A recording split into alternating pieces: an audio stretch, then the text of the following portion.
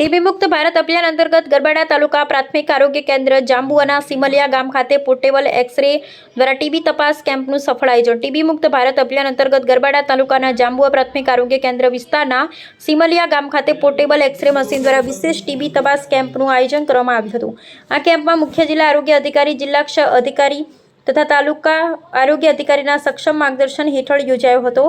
Vulnerable population TB સર્વે અંતર્ગત ટીબીના જોખમ ધરાવતા કુલ 150 શંકાસ્પદ લાભાર્થીઓનું પોર્ટેબલ એક્સ-રે મશીન દ્વારા સ્ક્રીનિંગ કરવામાં આવ્યું, જેમાં એક્સ-રે અસામાન્ય આવ્યા હોય તેવા લાભાર્થીઓને NAAT nucleic acid amplification test દ્વારા વધુ તપાસ માટે મોકલવામાં આવશે અને જ્યાં જરૂર જણાય ત્યાં તાત્કાલિક સારવાર શરૂ કરાશે। એક્સ-રે નેગેટિવ આવ્યા હોય તેવા તમામ લાભાર્થીઓને CY ટીબી ટેસ્ટ હાથ ધરવામાં આવશે, જેથી ચોક્કસ સચોટ નિદાન સુનિશ્ચિત કરી શકાય।